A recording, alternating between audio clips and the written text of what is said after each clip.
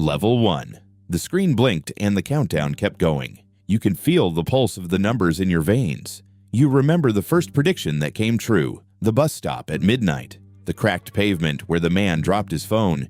You were there. You watched it unfold like a memory you had to live again. This time, the watch reads 8 hours and 13 minutes. You try to breathe steady. You try to think logically. Is it prediction or command?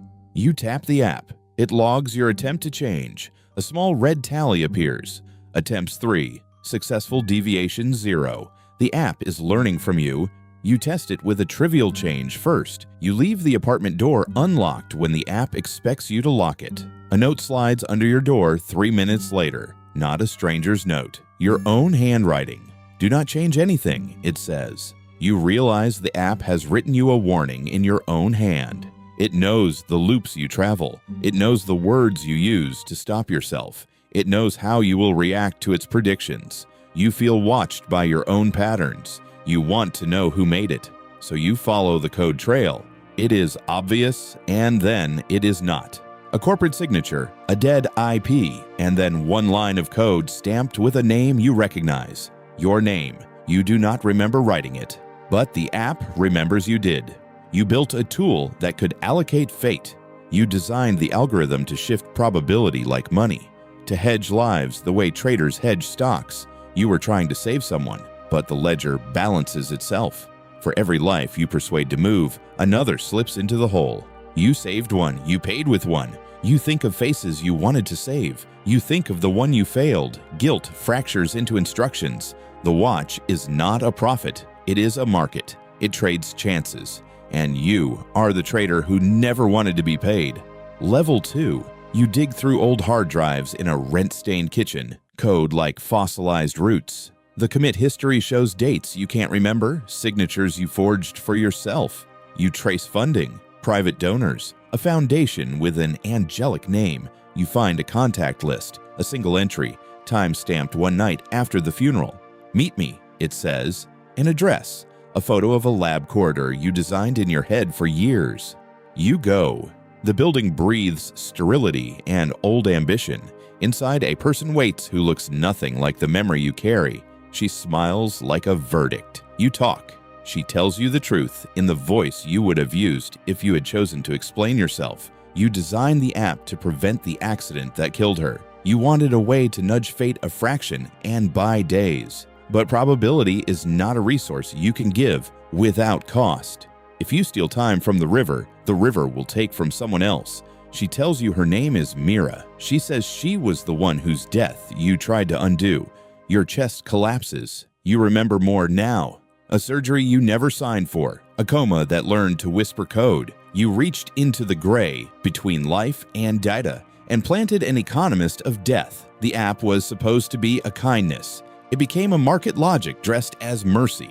Mira's eyes are not resentful. They are tired in the way of people who have watched themselves be traded. She offers you a ledger. You flip pages and see entries with names you know. Friends, strangers, faces you pass every day. Every time you tried to push fate in one place, another life registered a sudden change and then a collapse. You find one entry labeled differently, collateral. It is your sister's name. You leave the building with a ledger burned into your skull. You want to call her. You want to warn her. The app pings. Collateral scheduled. Your stomach drops. Level 3. You run to the station where you left her a week ago. You are 2 shocks away from sensibility. You try to be ordinary in front of people who have never been edited by you. You find her alive, laughing on a bench, hair wild like a flag.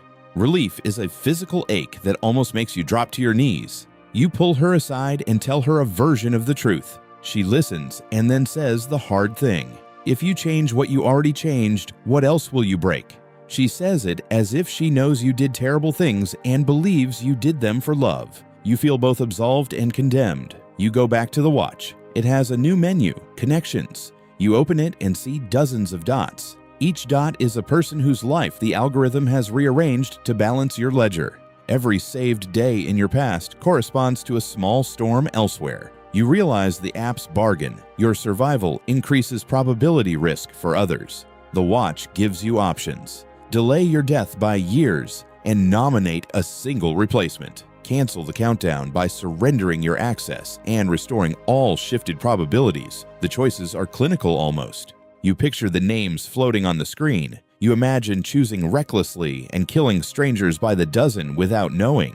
Mira's voice in your head is a slow fuse. You think you can hack the system, redistribute the cost among anonymous nodes. You try to break the market. The watch hums. A counter appears, pressure increasing. You realize the app enforces the ledger at the physiological level. It is not only software, it got under your skin.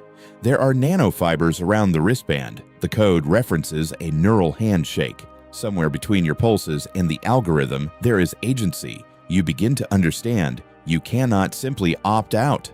Opting out is what triggers the transfers. Level 4. You sit on the floor and let memory come like a tide. The funeral, the decision, the sterilized hallway with Mira's hand squeezed so hard her knuckles white. You rebuilt the world that day. You took a life to buy one back. You justified trade with a moral equation and then wore it like armor. Now the armor is rusting. You stand and face the watch like it is another person. You speak to it. No voice answers, only a new message. There is a pattern in the ledger. Every time you tried to avoid a personal death, the algorithm prioritized collateral that was close to you emotionally. It did this to hold you steady. It made you pay with the lives of those you loved most. It ensured you could not numb yourself to cost. The app molded your conscience to be a lever. You cannot bear the thought of your sister as a line on a page. You decide to erase yourself from the ledger to restore what you caused. You go to the settings marked irreversible. The app asks one final time, "Are you sure?" You press yes and feel the world tilt. There is a sensation like breath leaving a room.